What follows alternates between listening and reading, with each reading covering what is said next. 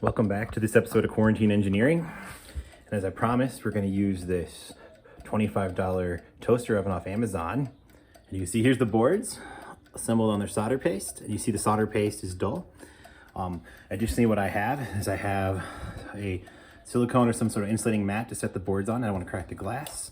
I have some tweezers and some other pliers to grab my parts. And I set this thing to the appropriate temperature based on a little bit higher than the settings there, about 235 there, and I've let it kind of preheat for a while. Now, what I'm gonna wanna do here is I'm gonna do it one at a time. I'm gonna take it carefully, lift it up, set it in, and then I'm gonna watch it carefully. And as it gets hot enough, the dull solder paste is gonna become a smooth, shiny solder. And I'll kind of watch across the board. And once I do that, I'll remove it from the oven. So let's see if I can do this out here carefully. Open the oven up, and I'm gonna do it one at a time in case I mess something up. Don't want to put all my eggs in one basket. And of course, it's very hot, should be very careful. See, push it in, just like that. Now we start watching and see if I can get a good view. Here, my iPhone.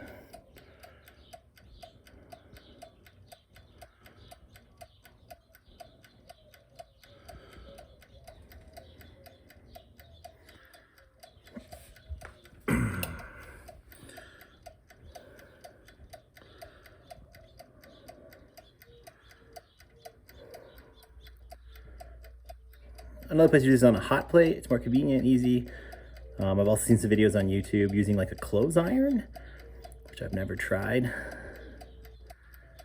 There's lots of people coming out there coming with creative solutions to generate heat. You could also do this with a hot air gun. Of course, the hot air gun, then if it's blowing air, you may blow your parts around, so you gotta worry about that. Watching it. Now, cool thing, the way these surface mount pads are designed, when the solder melts, if you notice the pad size is kind of large, is the surface tension will actually straighten up your small components. And then the flux on board, everything works. Now when we pull stuff out, we want to be very careful, probably because the solder will still be molten until it cools for a minute.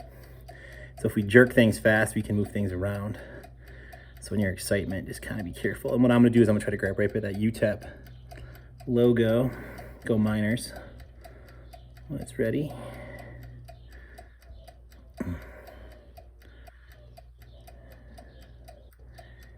And start watching it. And if you look carefully now, the small components are starting to turn shiny. So that's a good sign. So you got to watch because, you know, and you can see now on the main PCB, that one's starting to go. Just kind of watching around here to make sure.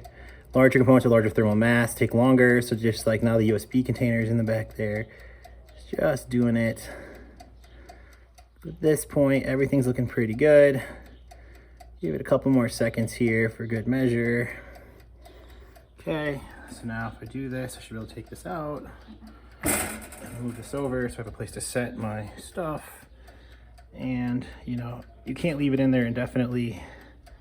I can take it out just like that. And at the same time now, right, I'll take my next board and carefully load it in, just like the last one. And we can start this process all over, where again, this is a timer, so I'm gonna have to run my timer a little longer, so we'll watch that. But if you look now, we have a nice shiny solder, and we can go through and we can inspect these things. So that is how you do surface mount soldering using a $25 oven. Now for some of our through-hole components, now I can go in with a soldering iron and I can solder those in manually. So thank you very much. This has been Quarantine Engineering.